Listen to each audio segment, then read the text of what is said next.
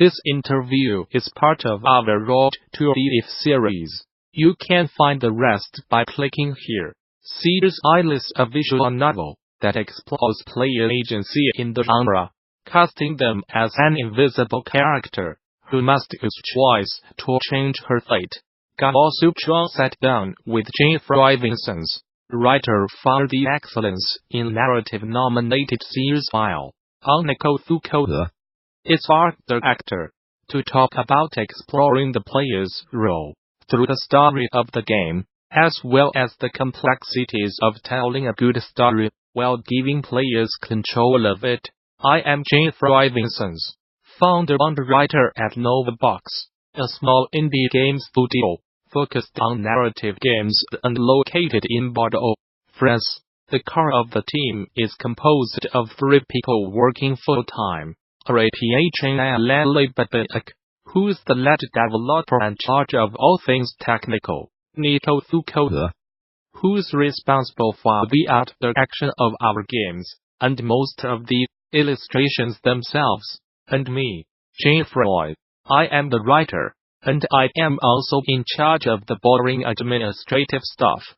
For everything we do not do in-house, we rely on a network of talented freelancers. For Seers Isle, we worked with 2 music composers, Camille Marcos and Julien Ponsoda. We had Rachel Capie and Alix do Yelst, the English translation and proofreading of the vast amount of text that's in the game. We also had the chance to work with 3 talented art interns during the production: Ambre Sedogdo Esther Chahian and Manon Salomon Vincens. Novabox has been around for quite a while now. I founded the company in 2007, and during the first years, we were mainly subcontractors for bigger game studios in the Bordeaux area, working on Nintendo DS titles. Since 2013, we have been releasing narrative games, starting with Echoes between 2013 and 2015. It was an episodic game for iPhone and iPad. Then Along the Edge in 2016. In 2017, we created an interactive novel called Orphan Age Diaries for our friends and fellow game developers, Studio Black Flag, to flesh out the universe and help promote their next title, Orphan Age. Orphan Age Diaries got a limited release in 2018 during Orphan Age's Kickstarter campaign, but it should be made widely available in the near future. Fouqué, I started working as a game artist in 2007 too. I have a Master of None profile, but I always was interested in illustration, and of course comics art. Fouqué, our inspirations came, of course, from visual novel games. Visual novels were still quite underground in France back in 2012. It was our friend Frédéric, Ekmule, Lignac, who co-wrote our first narrative game, Alix, who had this idea. We all thought it was great. So, despite the commercial failure of Alix, we decided to go on making narrative games. We wanted them to be focused on the literary aspect, like a choose-your-own-adventure book. The text is really the most important aspect of our games. It is our main tool for storytelling and interactivity. For instance, when we finished releasing Alix back in 2015, Fouqué and I both came up with the concept for our next game. I had written the synopsis of what would become Along the Edge, our 2016 game, while Nico came up with the concept of what would become Seers Isle. We decided to go for Along the Edge first, as it was the less ambitious project of the 2. So, the project had a long inception time, and it evolved in an organic way over the years. We knew that what we wanted to do, however, was to use a fantasy setting, and that our piece would question the agency of the player in interactive fiction. Fouqué. The main idea was to tell a story in which player agency makes sense.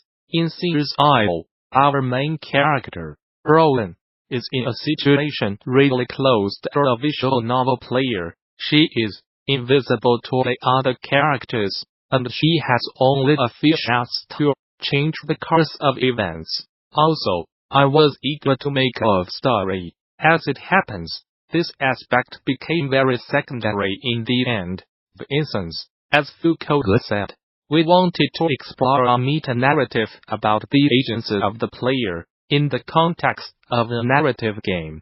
Thus, the themes of the story came quite natural as the narrative revolves around the notions of fate and sacrifice. You play an invisible narrator who's trying to change her fate with very limited ways to interact with the other characters. For instance, there are several options to make a story interactive. Some narrative games are only superficially interactive, with each choice leading back to the main plot no matter what, and it's completely okay. The story does not have to be interactive to be truly compelling. Thousands and thousands of books, movies, or comic books can attest to that. Some are driven by a die-and-retry mechanic, where you have to make the right sequence of choices to get to the end. What I am trying to achieve is to make the multiple paths and endings equally compelling, and to tailor them to the player preferences and inclinations, taking each small choice along the way into account. Fouqué. We are definitely not in the big, epic moral choices thing. Our goal is to determine a personality through a variety of small, frequent choices. They are not always dramatic in their consequences, but they give us the actions to drive the story, and ultimately decide of the endings. For instance, in Seers Isle, most of the decisions impact the story on two axes, represented by the icons that are shown at the top screen that are highlighted after the player makes a decision that impacts these variables: the hand, the eye, the deer, and the man. We voluntarily keep the meaning of these variables a mystery so that the player has to guess what each of them mean.